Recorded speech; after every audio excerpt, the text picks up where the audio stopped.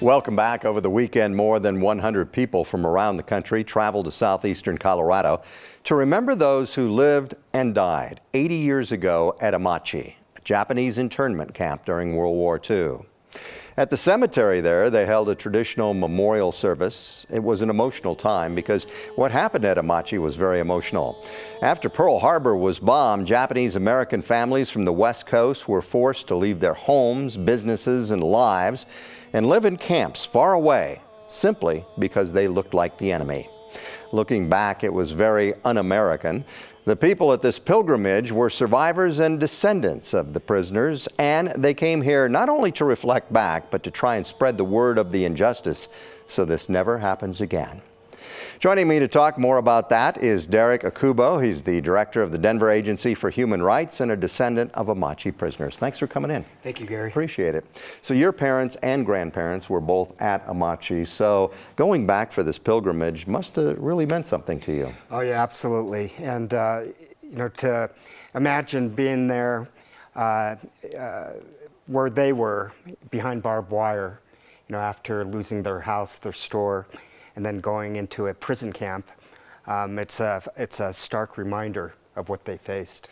And part of the weekend, I know too, was to keep this story alive. Why is that so important? It's incredibly important because we can't allow something as unconstitutional and un-American as the imprisonment of Japanese Americans to ever happen again to any people. At any time in this country. It was a violation of what this country is supposed to represent. And so if we are true to ourselves and true to ourselves as citizens of this nation, we cannot allow that to happen again, ever. I know this was a little bit different this weekend than other past pilgrimages because there has been a law passed by Congress, and the National Park Service is now going to operate Amache as a National Historical Site. I'm guessing that's good news to you, and why so? It's an incredible dream.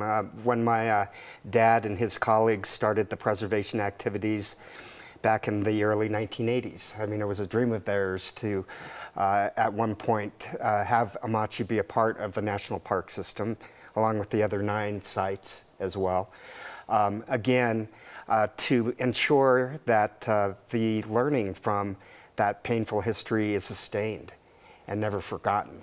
And so by having it be a part of the national park system, that helps ensure that that will actually happen. You and I have talked before about your parents there, and you told me that their lives obviously were very difficult, and you talked to your dad about that. Oh yeah, absolutely. And as I told you, when I asked him about what it was like behind the barbed wire on a daily basis, he said, you know, there was a fine line between hope and despair, you know, on a daily basis. And when you think about families, young families, as was his case, being behind barbed wires, you know, the parents are trying to stay hopeful for the kids. And for the kids, you know, they're in school, they're with their friends, it's different. They haven't lost their house, they haven't lost their business due to this act, and so it was painful, you know. And I think as he grew older, and then talking with my grandmother about it, she couldn't even talk about it. Yeah, it was too painful. Yeah. What would you like people to take away from the Amache story to keep it alive, to keep the story alive? There's a few things. One is, as I mentioned earlier, to help us make sure that this type of action never happens again. To stand up and advocate for their fellow citizens and residents when something like this happens, and prejudice and hate rises to the surface, to rise above that. And then also just to remember that the Japanese Americans, this wasn't our defining history here in this country. Our defining history was that this happened, and yet it didn't stop us from continuing and succeeding in this country. And so those, remembering those 2 things, I think, are going to be really important and helpful, you know, for the future. Yeah, very well said, my friend. I thought it was a fascinating weekend. I really enjoyed it down there, and I learned a lot, that's for sure. Thank you and Manny for coming down. Yeah, appreciate it. All right, Derek Akubo. Back to you, Ed.